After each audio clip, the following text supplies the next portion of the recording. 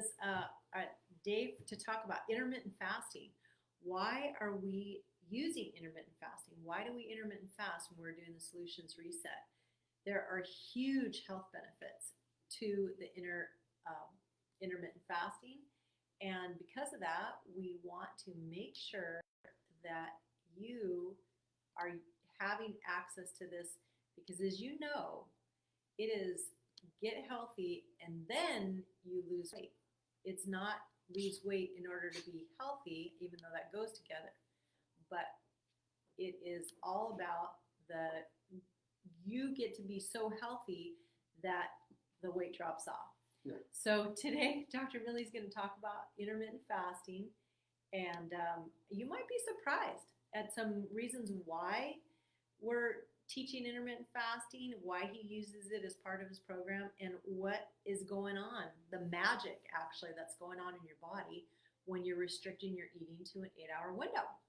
So without further ado, wow. Yeah, this is thank you, Linda. This is a good, really one of my favorite topics to speak on during the Solutions Reset because, like Linda said, we are burning fat, and then fat is weight loss. It's healthy weight loss.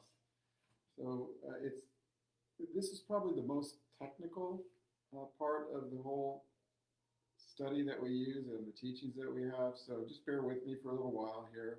Hopefully Linda will be able to make it simple for you. But first of all, you really need to know what is in your fat and the reason why you get so healthy as a result of this intermittent fasting program. And the fat itself is more than just stored energy. It's considered what we call an endocrine gland itself. So it has lots of hormones, and some of those hormones are good, but most of them are bad.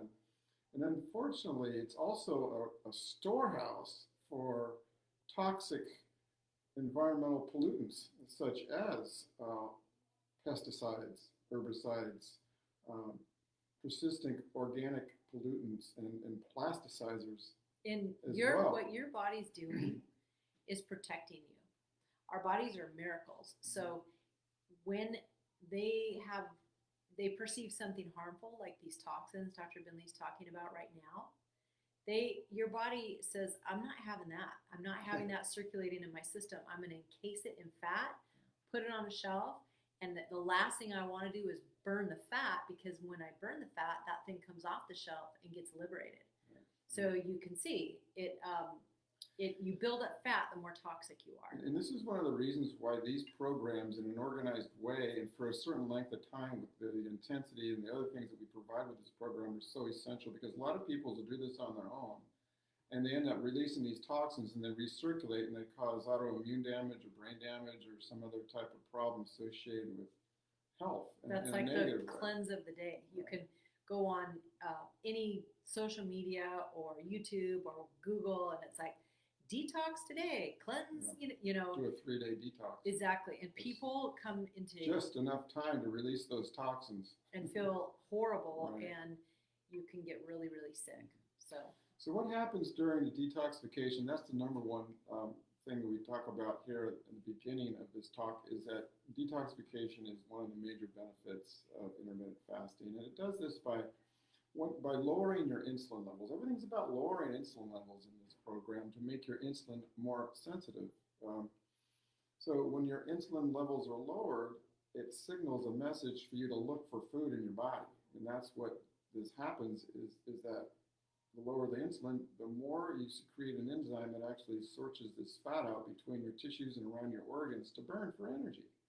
So that's the number one reason. And during that time, then the fat gets burned out and detoxified. It's kind of like you have a pantry and the shelves are stocked, and your body is the pantry, and what is on its shelves is a bunch of fat, which is stored fuel, right? So if you were heading into a tornado or a hurricane or something, when you weren't going to be able to go to the store, you would stock those shelves.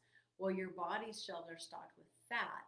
And if you keep going and buying more stuff and stocking your shelves, or on the body's case, you keep eating, it never takes off the shelves what it has put there. So in order to get into the shelf, you got to stop putting stuff in. Another thing that fat does is it stores our fat-soluble vitamins as well, like our vitamin A and all its family, and vitamin E, as well as vitamin D and K, and they make them non-usable, so they get bound up in there. When you burn the fat, you're not going to have an overdose of vitamin A or D or K or vitamin E, but that is a problem because the fatter you have, your fat really, your cells don't get more numbers in cells that much. They just get bigger.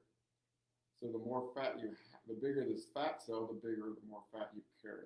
So it's almost as if we're programmed for a certain amount of fat cells in our body, but we just try to keep them tiny so they don't store this garbage in our body. So are you saying that if someone has too much fat in their body and they're taking vitamin D, it's not getting to where it needs to go? No, it's one of the reasons why people, even in the sunshine belt that we have low vitamin D levels, because unfortunately they're on the obese side. Mm-hmm. So the body's binding up the vitamin D, E, A, and K's in the fat. Mm-hmm. Well, that's interesting. It is. The second reason why we like to benefit from intermittent fasting is called... So the first was detoxification. The second one is autophagy. And I always say autophagy, but it is pronounced autophagy, and that is... I always say it right. That is, it's self-cleansing. It's eating out the parts of your cell that are toxic. Auto means self, and phagy is eating. Mm-hmm. Why don't you talk about this? You have such great descriptions. Oh, it gets okay. a little bit more intense if I do it, so they probably won't get it. I will. I'll try to do my best, and you can correct me if I'm wrong. So our cells are programmed to clean themselves out, and in a sense to self-destruct. When they are defective or they have been used up, they're supposed to self-destruct and go away. But what happens sometimes is if we're not having this process optimized, bad cells hang around. And so that presents a problem because instead of having a fresh crop of healthy cells, we've got some bad players hanging around, limping along, causing trouble. So we have 10 trillion cells. We're not just talking about fat cells here. We're talking about pretty much everything else but a fat cell. So if you're thinking, oh, well, what does a clean, healthy cell look like regarding health? Well, we know that we have healthy muscle tissue. We're not going to have muscle pain. If we have healthy brain function cells, then we're going to have cognitive abilities. We're not going to have brain fog. We're not going to have neurodegenerative diseases such as Alzheimer's and Parkinson's. So the process of doing intermittent fasting in the 10 weeks that you'll be focusing on it, and hopefully beyond that, you are actually cleaning up your brain cells and you're actually connecting more cells of the nerves so that they can function in a broader area and collect more information and store it. So it's beautiful. I've thought of a way to explain this in a picture. It's kind of like when you stop buying stuff for your house and instead you spend that energy on cleaning out the clutter, and you get back into your closet corners and you vacuum out all the little dust bunnies and you get into all the drawers and you clean them out because you're getting rid of junk. That's autophagy. In your body, autophagy or autophagy is getting into the corners to clean it out. And because your body's typically using 40% of its energy towards digestion, 40% of its energy at any given time is going towards digestion. It is occupied. But if you stop eating for an extended window, all of a sudden that 40% energy is like, hey, cool. You know what? Let's clean out some drawers. Let's vacuum up some dust bunnies. Let's get rid of some of those neurodegenerative cells that have gone AWOL and get those out. Let's get some cells out before they turn to cancer. Let's get all that stuff out. So think of it that way. It's kind of like when you stop bringing clutter into the house, you can clean out what you've got. When you stop eating for a certain window of a day, you can start cleaning out what you've already got. And that not only includes fat, but it also includes all these renegade cells that you definitely want out. Right, and these cells that are getting tired and getting toxic also are the cells that viruses and bacteria and parasites will get inside. So this autophagy actually is a process of digesting those things out as well. Very, very important now with all this COVID stuff that people are hyping up about. But really a very important part of this program is making sure that your health cells are clean from the inside out. Again, detoxification. Your body knows what to do. We just have to give it what it needs and stop giving it what it doesn't need. So that kind of goes in line with the third one, which is called apoptosis. And apoptosis is a phenomenon that occurs every moment of our life called programmed cell death. Oh, I kind of talked about this with A little bit. autophagy, didn't I? Yeah, I always get no, those. No, you're not getting it. But see, if your cells are not able to autophagize, then they will lose the ability to die correctly. So that there's a sacrificial part of your cell that promotes its own death, and if it doesn't, then you have what is called an eternal cell growing. An eternal cell growing is a tumor, and it could be a non-metastatic tumor, or it could be a metastatic tumor. So we're having cancer that forms all the time in our body. Yeah, these are malignant or non-malignant cells that are growing all the time. So this communication, this intelligence of our body, helping us live as long and as healthy as possible, is heightened during an intermittent fasting program. It's kind of like when you prune the roses. Like you got to prune the dead growth off, and sometimes it looks like you almost killed the plants because you have to prune back to get a good, a good base, and then the new growth comes off of that in a healthy fashion. And apoptosis is that pruning process, right? Exactly. So you clean off what needs to go. Yeah, I told you she'd explain it better. I just see things in pictures. That's great. Okay, so the fourth one would be, of course, weight loss. And there's a different weight loss that is occurring here with the intermittent fasting. You're actually on an anti-inflammatory diet as well, and you're on caloric restriction. The caloric restriction is designed so that you burn the fat as energy because you're not allowed to have a lot of fat during this program. And the anti-inflammatory diet is giving your immune system a tremendous rest so that the fluid that builds up from inflammation in your body from renegade inflammatory immune cells that are attacking perhaps your body or the foods that we're consuming or the toxins in our body are less. The solution to pollution is dilution. That's how your body tries to dilute things that it perceives as toxins. Mm-hmm. And those can be environmental toxins. They can be prescription drugs, non-prescription drugs. They can be anti-inflammatory foods. They can be fat cells. Your body doesn't like fat cells. So it's always trying to dilute them to protect you so it retains water in order to do that. When you might find that you are up at night going to the bathroom, urinating a lot while you're losing weight. And that's because, for a couple reasons, but you are dumping water because you no longer have to hold on to that toxic, sludgy water to dilute the toxins. And I always like to say that if you ever walk Dana Point Harbor, and you'll see those corners where the nasty sludge and the stagnant water kind of collects. That's what this water is like in your body. It's full of things that you don't want hanging around. So when you hear, oh, it's just water weight, yeah, some of it is, and that's exactly the water you want to get rid of. You want good fresh water, and you want to get rid of that water. Right, good. So when you fast, you're actually reducing insulin levels, allowing your insulin that's there, which comes from your pancreas, and only 5% of your pancreas makes two hormones. The other 95% makes the enzymes for digestion. So you give your pancreas a huge, huge rest. Any food that you consume, whether it's a carbohydrate, fat, or a protein, increases insulin levels. Insulin has a tendency just to take the sugar out of the blood and put it in the muscles. And 80% of it goes into the muscles and 20% goes into the liver. Are you saying that okay, so the pancreas, 95% of the pancreas is used for digestion to produce insulin to digest food? No. The enzyme, to produce enzymes to digest the food. All right, so when we are fasting, we're giving that 95% of our pancreas a break and a rest, so then it's able to do what?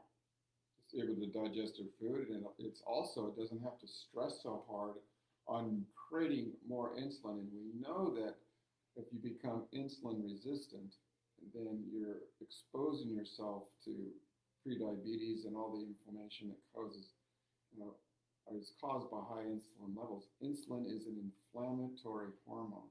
Mm. It shuts down your metabolism by blocking thyroid function. It increases estrogen, and that estrogen means to stop life in your body. So that's important for a lot of reasons. But the stakes are really high, Uh-huh. and because when we get our physicals, they test our hemoglobin A1C, which is a 3-month marker of our blood sugar, right? Blood glucose. And blood glucose, and hopefully they're testing your insulin. But what is the reaction when it's too high and you are having a physical? They want to put you on drugs to bring it down. And don't forget that anything you take into your body, it's a law of physics. Every action has an equal and corresponding reaction. So if you are taking drugs to control your blood sugar in your insulin, there are going to be downstream effects. And metformin is not a good thing. If you can control this with your lifestyle and your eating, by all means, not only are you going to control it, you're going to up-level your health in all other areas as well. Yeah, so you've brought up a really good point. This is about what things that you can control in your life to make you healthier, and what the program is designed. It's designed to teach you, for one, and it's not necessarily a weight loss program. We always admitted we had an ulterior motive, which was to change your health for the rest of your life and the future of the world. We love working with people that, like young moms and not so young moms. And think about that. You're affecting the future of the planet through children. If you guys improve your health, you affect those around you. So anyway, that was a little bit of talk. So there you go. So, and also the intermittent fasting helps you become leaner and actually more efficient at building muscle mass and laying proteins down in your body. Which you're going to be so poised when you get done with the losing phase to start working out. Your body's going to say, cool, now you cleared the decks, you're working out, I'm going to build muscle. And we all know that muscle is smaller than fat and it burns more calories. So, and it's the number one marker of longevity is muscle mass. So you guys hang in there, and you're going to be you have the potential to change the health for the rest of your life through Solutions Reset. That's right. So number 5 is it reduces insulin resistance. And this is kind of an interesting thing, of course. We've talked about it a little bit. We talked about the benefit of having lowered insulin because it's going to help you burn fat. It's going to prevent diabetes. It's going to prevent inflammation in your body as a result of having higher levels of insulin. It's going to save your pancreas as well. Now, the diet is designed to lower your carbohydrate intake, and that's what raises your insulin. So you become more resistant to insulin when you consume more carbohydrates. It's kind of like simple sugars. Kind of like a little mouse on a wheel, and every time carbs get introduced, this little mouse has to pedal harder and harder to produce insulin to take care of that food coming in. And then if you keep putting it in, this little mouse gets so tired out, and in your body, that equivalent is your pancreas just gets so tired. So you become less able to produce that insulin. Your cells become more resistant to accepting it. And so your body's always trying to do what's necessary. So if you're making choices to consume higher levels of complex carbohydrates or carbohydrates in general, you're going to burn your pancreas out. And the effect of that is neurodegenerative diseases, inflammatory disease, cardiovascular diseases as well, lots of different things. You said complex carbohydrates. Did you mean simple carbohydrates? Well, simple carbohydrates for sure, but all carbohydrates, like pasta, processed foods are full of carbohydrates. All grains. And they're going to tax your nutrient density as well, so they can make more insulin and make the insulin work for you. But you basically create a callus against your receptors in your muscle tissue and in your liver in order to bring that sugar in there and store it. So It's like the glass is foggy. So what happens if you're not able to get that sugar in, you form more triglycerides, and they elevate in your blood, and they turn into stored fat around your tissues and around your organs. Terrible. Bad news. All right. So when your insulin levels fall, then you're going to be accessing your ability to burn the fat, and that's important. It stabilizes your blood sugar too. All right. So better sleep. Yep. Intermittent fasting, you'll notice that your sleep is going to improve, especially because you're going to be trying to finish up your meal 3 hours before you go to bed. So when you do that, what happens is that you're not challenging your pancreas to secrete insulin during your sleep. During your sleep, which your sleep's not for digestion. Your sleep's for a lot of other things, right, not digestion. Right, and you're not trying to digest all that food because, like Linda said earlier, 40% of our energy output goes into our digestion. So we're consuming less calories, we're calorically restricting, we're reducing inflammation by the foods that we consume. And then less we're not hours eating of that the third day. meal a day. That translates into more energy for all the other functions. And sleep requires energy. If you ever been too tired to sleep, that's Yes, because I you don't have. have anything left for your sleeping hormones to be created and processed and being utilized. Isn't that's where wired and tired comes from? You're just running on fumes and you cannot turn it off. Mm-hmm. All right, so improving gut health. We talked about this a little bit. We like to talk about it. My functional practice is called IB Solutions Method. So it's irritable bowel, inflamed brain, and inflamed body, impaired brain. IB. So it's gut centric. So the body has this wonderful connection between our microbes, our bacteria in our body. It's called the microbiome.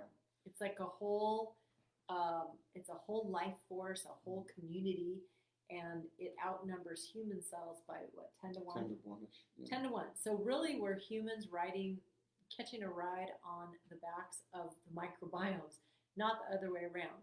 So it's kind of like they caught a human, we didn't catch a bug. That's right. So the microbiome is essential for so many different functions, whether it's our immune system function, or it's our gut integrity, or whether it's activating minerals or vitamins that we consume in our body. I love that it creates neurotransmitters. Right. So how you feel, how emotionally has a lot to do with the status of your gut.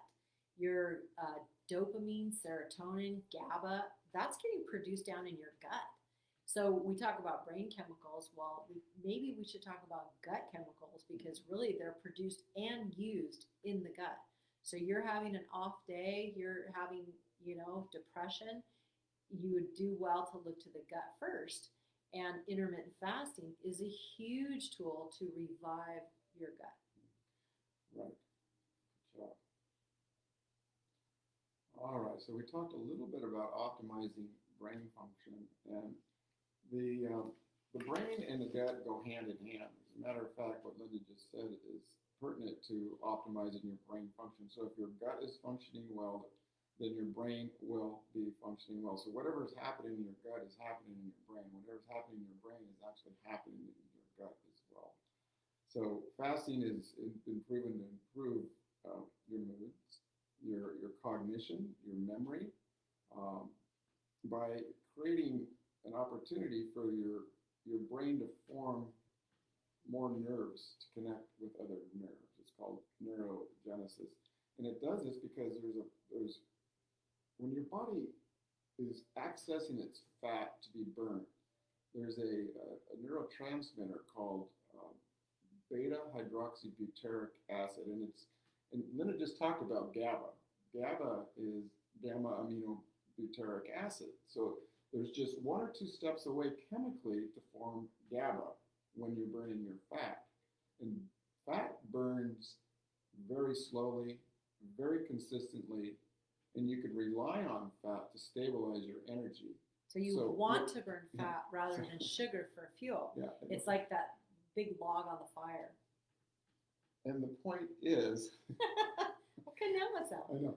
The point is that 25% of all your energy is used in the brain. That's crazy. Very, very important. So your brain likes to burn sugar, but it also likes to burn fat. I think it's really important to interject here that Alzheimer's Mm. is at minimum 20-year diagnosis.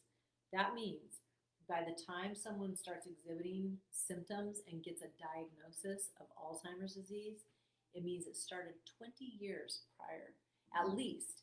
So these steps for our brain to health and up-leveling our brain health, you are not 1 second too early to reduce your chances for developing Alzheimer's.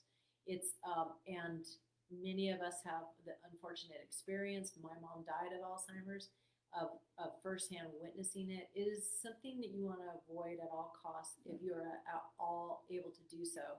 And now with all that we know, we can definitely take many steps towards reducing our risk for it. This is a good time to interject as well. Okay. We know that if we lose, and this is all about hydration, Interjector. and during this intermittent fasting, you really need to up level your water intake. And I'm recommending, Linda doesn't like me to do this, but I like 90 to 120 ounces a day during this process. It seems like a lot. The reason I don't like it is because it does seem like a lot, and I think it's intimidating. Yeah, But really, it's optimal. If you can do it, do it. For detoxification, because water is a universal solvent, right? And the solution to the pollution is dilution, of course, all these wonderful buzz themes. But if we lose 2% of our total body water loss or percentage, then our brain declines its ability 20% for cognitive. Yeah, so if you're memory. only 2% dehydrated, you lose 25% basically brain function. Mhm. So, when you're having a test, students having a test, they should all drink water beforehand. Sure. But we all need a lot of people when they start the solutions reset, they talk about brain fog, fatigue, memory. These things are all can be signs of not just overtoxification, but also dehydration. So, think about that next time you might be having an off day. Drink some water. We're doing this program right now. We're drinking a gallon of water each a day. It is hard, but I'm seeing some benefits, and I know you are too. Oh, for sure.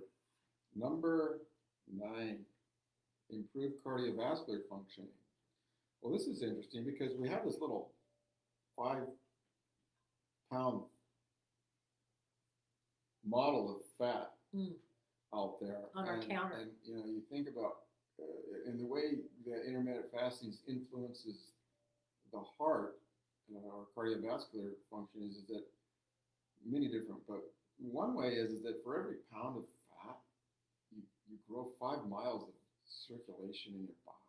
So capillaries mostly Yeah. to service that blob. Your body lays down all 5 miles of vascular system, and then of course what's inside those is blood. So your heart has to work that much harder to push the blood through. And you see how it all kind of goes together? You could get dehydrated more because now you've got more miles of blood vessels to fill, so and your blood pressure goes up. It's just it's bad on so many levels. So we know that the organ fat is the reason for cardiovascular disease. And that another word for that is visceral fat. So the fat's the fat around your spleen, around your kidneys, your liver, and your heart muscle yourself. So is visceral fat fatty liver? Organ fat, yeah. Okay, so not just around it, but in it. And it's integrated through it. And sometimes I see a lot of fatty infiltration on X-rays and MRIs too, the spine and the muscle tissue. Into the bones. Right in there. Yeah, not good. So these are important things. So if you've got I just want to say, if you've got fat infiltration into your bones, Mhm. you have an increased risk of brittle bones, because those pockets are weak, Yeah. and sometimes you'll see white flecks. I had that on. I had a DEXA. Was it a DEXA scan or an MRI? I forget. Mhm. I had these white flecks. I'm like, what are those? And he said, those are fat. You need to burn a lot more fat. So. Yeah. All that stuff. Yeah, and then where they really lays down is not so much around the hard bone; it's in the marrow of the bone, where your blood cells are made too. So you're not going to have this ability to create stem cells that create your red blood cells and your white blood cells and your blood platelets as well, because it's plugged up.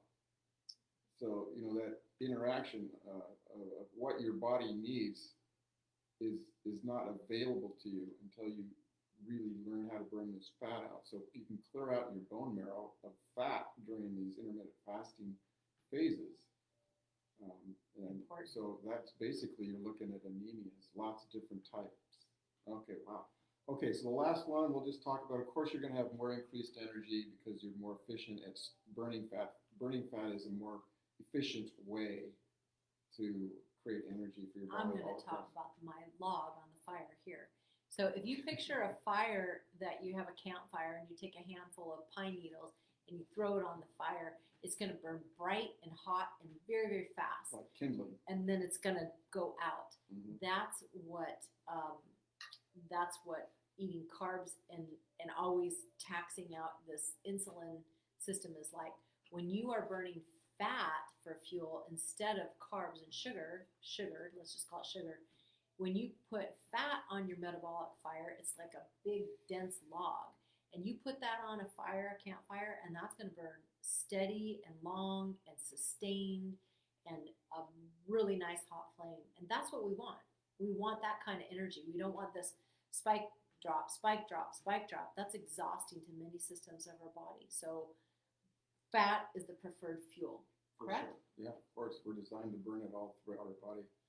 Stem cell production was the last and final benefit from intermittent fasting. There's probably more, but so what are stem cells? Stem cells are cells that make more cells for tissue in your body. Like we're talking about the gut lining. There's a lining of stem cells in the gut lining. The cells of the gut, they live about 3 to 7 days. So they are constantly being repaired and constantly being remade.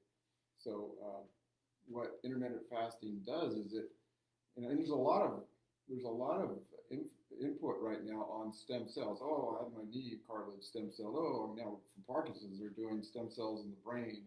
They harvest it one part of your body and they put it in another part. But with the intermittent fasting, it's more intelligent, it's more effective, and it's more efficient because your body knows what cells to use, what to repair, and what to make. So having this available to you is like you're creating more healthy stem cells as a result of all of this. It's just a phenomenon that occurs because it's about survival really. But when we fast, we have these influences that want us to survive, and the survival mechanism is to create new and healthy tissue from what you have. It's kind of like by design, we are designed to kind of run a little bit hotter in the fact that we're supposed to be hungry. We're supposed to be alert and aware and looking to seek that next meal. We're not supposed to just be unhungry all the time. We're not supposed to be just fat and happy and never challenged. Mm-hmm. We're supposed to be alert. We're supposed to be making stem cells so that we can survive. We can go chase down that food. All these things go together. We're supposed to be not eating all the time so that our brain is stimulated and ready and aware. All these things go together. We're supposed to be not eating all the time so we get better sleep. So then when we need our body to perform, it can perform. It's so interesting. It really... very comprehensive. It's very comprehensive. Yeah, it's across so many different reasons why intermittent fasting is good. So my big takeaway is, this is why I do it, is I like the principle behind autophagy, the apoptosis, and the stem cell production. That is longevity. that's going to keep you living longer, cleaner, without disease, and healthier throughout your entire life. Great. I don't do it for weight loss. No, you don't need to.